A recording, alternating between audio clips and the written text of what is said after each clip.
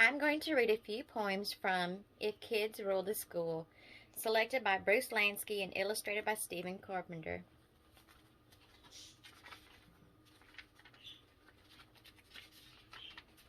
Some bedtime advice. If tonight when you're in bed you find it hard to sleep, then you should think of happy things and then start counting sheep. Then very soon your happy thoughts will gently calm your mind. So when you finally fall asleep, the sweetest dreams you'll find. But never, ever think of school. Oh no, for if you do, you may start counting teachers and have nightmares all night through. Some bedtime advice by Bob Woodruff.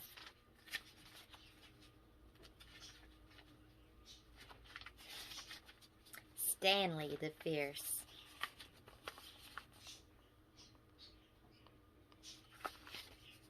Stanley the Fierce has a chipped front tooth and clumps of spiky hair, and his hands are curled into two tight fists, and his arms are bulgy and bare, and his smile is a tight little mean little smile, and his eyes give a shivery glare. And I hear that he goes for 17 days without changing his underwear. But I don't think I'll ask him. Stanley the Fierce by Judith Forrest. Katie Kissed Me by Kristen Lynn Mahoney. Katie kissed me. Yuck! It's true. My face took on a greenish hue. My knees, like jelly, started shaking. Then my stomach started quaking. Slobber slithered down my cheek. My consciousness was growing weak. My ears were ringing. My head was spinning.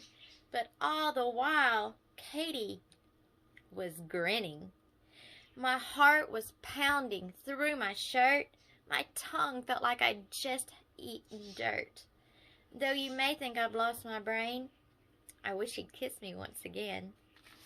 Katie Kissed Me by Kristen Lynn Mahoney.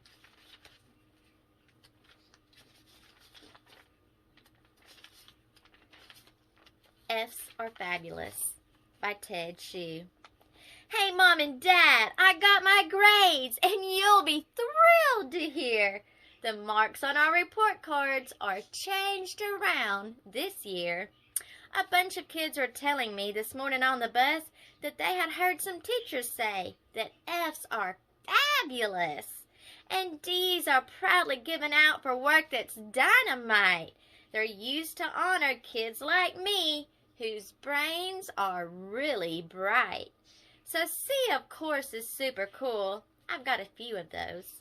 I wish they could be D's and F's, but that's the way it goes. I'm pleased to see my teacher didn't give an A or B. I've worked too hard for one of those. Gosh, aren't you proud of me? I see you don't believe me. You think that I'm lying? At least you will agree that I should get an A for trying. F's Are Fabulous by Ted Shue.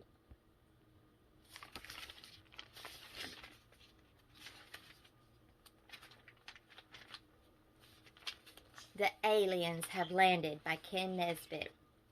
The aliens have landed. It's distressing, but they're here. They piloted their flying saucer through our atmosphere. They landed like a meteor, engulfed in smoke and flame. Then out they climbed, immersed in slime, and burbled as they came. Their hands are greasy tentacles. Their heads are weird machines.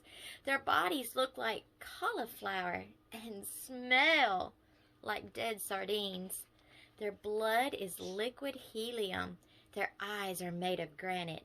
Their breath exudes the stench of foods from some unearthly planet. And if you want to see these sickly, unattractive creatures, you'll find them working in your school. They all got jobs as teachers.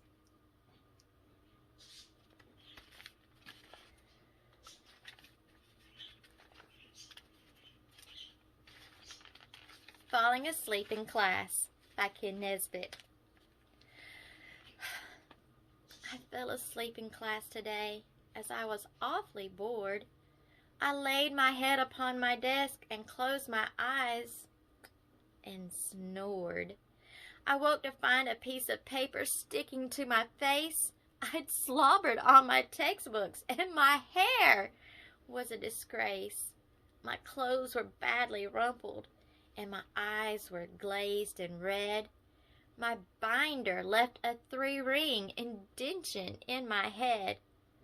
I slept through class, and probably I would have slept some more, except my students woke me up as they headed out the door.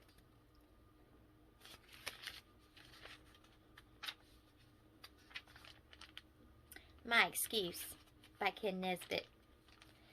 This morning I was walking past the local county jail when I was captured by a pirate just released on bail.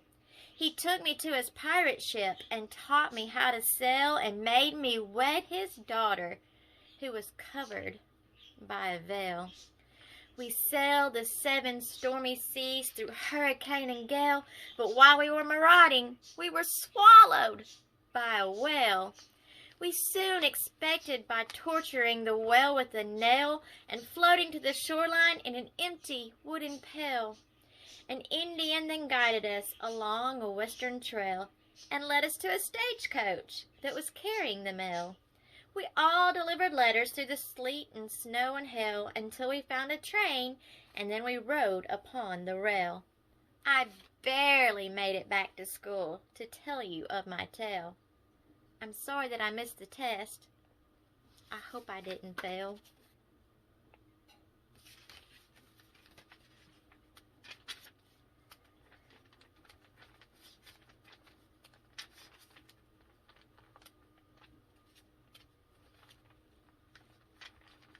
My Doggy Ate My Homework by Dave Crawley.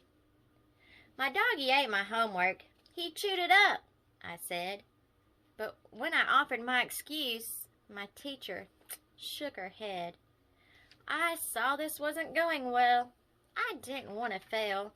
Before she had a chance to talk, I added to the tale. Before he ate, he took my work and tossed it in a pot. He simmered it with succotash till it was piping hot.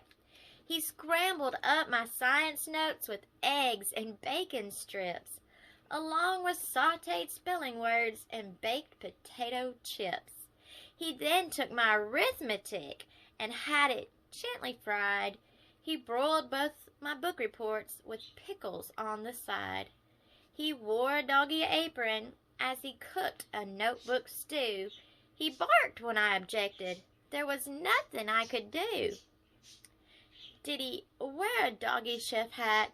My teacher gave a scowl.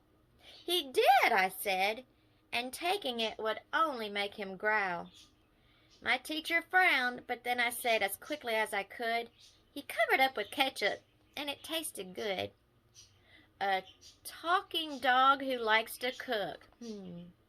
My teacher had a fit. She sent me to the office, and that is where I sit.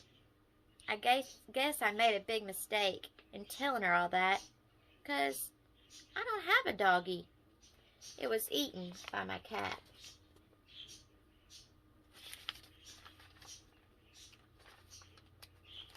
The Best Show and Tell by Wendy Silvano. Today, I'm first for show and tell. I brought it in a box. I hoped that it would be the best. No boring toys or rocks. I took my box up to the front and slowly raised the lid. I pulled it out and held it up. The teacher ran and hid. The kids began to run and squeal. I couldn't understand. The skunk I held was small and cute. It jumped down from my hand. It went to greet the kids in class who scattered left and right. And when Luann let out a screech, I guess it got a fright. Its tail went up, out came a spray, an odor filled the air. Then kids and things went flying fast. One tripped on a chair. The room was empty in a flash. I guess they couldn't wait to tell their mom and dads the news. My show and tell was great.